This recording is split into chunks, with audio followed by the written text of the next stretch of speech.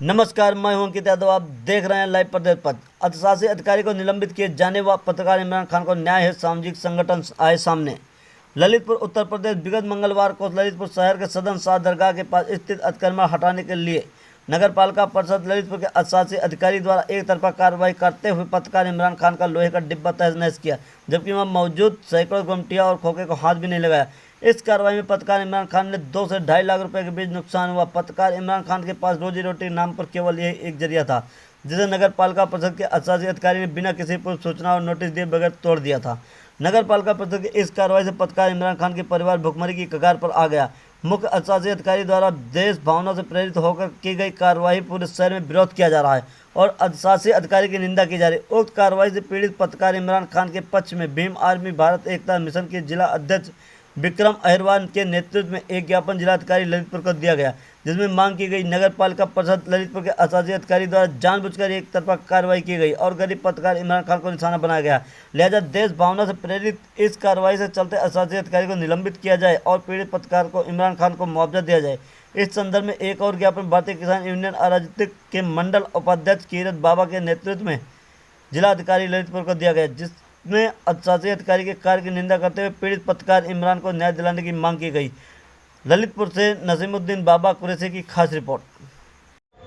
मेरा नाम इमरान मंसूरी है। मैं एक पेशे से पत्रकार हूँ। मैं एक छोटा सा चाय का खोखा रखकर अपनी आजीविका कमाता था, अपने बच्चों को पालता था, लेकिन नगर पालिका द्वारा आज एक तरफा कार्रवाई करते हुए केवल मेरा डिब्बा तोड़ा गया। मेरे डिब्बे पे जेसीबी लाकर सीधी पटक दी गई और डिब्बे को चूर चूर कर दिया गया, जिससे मेरा करीब 2-2.5 लाख रुपए का नुकसान हुआ है।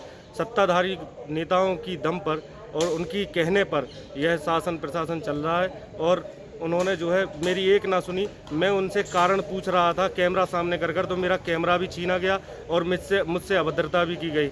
नगर पालिका ईओ से मैं हाथ जोड़ कर कहता रहा कि सर मेरा जीवन आजीविका यहीं से चलती है, मैं 100-200 रुपये यहाँ से कमा कर अपने बच्चों को पालता हूँ, लेकिन उन्होंने मेरी एक ना सुनी और मुझसे ही कहने लगे कि मैं तो आपका ही डिब्बा अकेला हटाने आया हूँ। जबकि मैं उनको कहता रहा कि साहब ये लोग भी रखे हैं, मेरे बगल में रखा है, आमने सामने रखे हैं, हर जगह रखे हैं, तो उन्होंने मेरी एक ना सुनी। किसी से कुछ नहीं कहा, केवल मेरा डिब्बा तोड़ के तहस नहस कर दिया और उसको उठा के ले गए, जिससे मेरा करीब 2-2.5 लाख रुपए का नुकसान हुआ है। तो आप ही का टारगेट क्यों बनाया गया डिब्बे को? एक जाति विशेष को भी ले सकते हैं, क्योंकि मैं मुस्लिम हूँ, इस वजह से भी ले सकते हैं और इस वजह से भी कह सकते हैं कि भाई सत्ताधारियों का दबाव ज़्यादा था, ये भी कारण हो सकता है। तो आपने फिर जिलाधिकारी को गुहार लगाई? मैं जिलाधिकारी के पास गया था। जिलाधिकारी ने मदद का आश्वासन तो दिया है, लेकिन अभी कोई लिखित में कार्रवाई नहीं की गई। तो अगला क्या? मैं कल जो है, अगर कल तक मुझे कुछ आश्वासन जो दिया गया है उस पर अगर कोई कार्रवाई नहीं की जाती तो मैं घंटाघर पे बैठूंगा और अनशन करूंगा। घंटाघर पे बैठ के आमरण अनशन पे बैठूंगा मैं। आपने किस चीज़ का आप लोगों ज्ञापन दिया, क्या मांगे आप लोग? देखिए, अभी हम लोग जिलाधिकारी कार्यालय में हैं और एक मामला हुआ था। कल एक पत्रकार साथी हैं जिनकी दुकान थी छोटी सी, जो जिस दुकान की उससे अपना जीवन यापन वो कर रहे थे, परिवार को पाल रहे थे।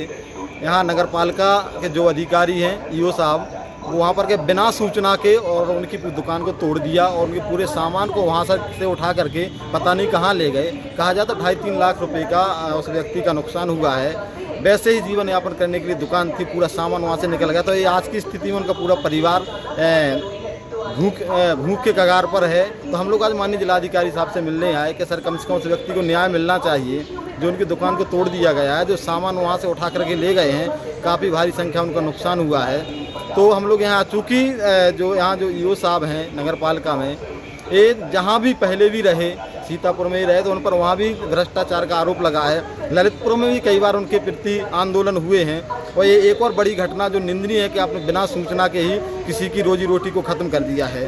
तो हम लोग भीम आर्मी भारत एकता मिशन एवं आज़ाद समाज पार्टी ललितपुर इसकी घोर निंदा करती है और माननीय जिलाधिकारी साहब से मिलके हम लोगों ने मांग की है कि तत्काल प्रभाव से ऐसे अधिकारी को निलंबित किया जाए और जो पीड़ित परिवार है, जो पीड़ित पक्ष है, उनको मुआवजा दिला करके उनका जो भरण पोषण का जो उनका नुकसान हुआ है, मुआवजा दिला करके उनको सहायता मदद की जाए।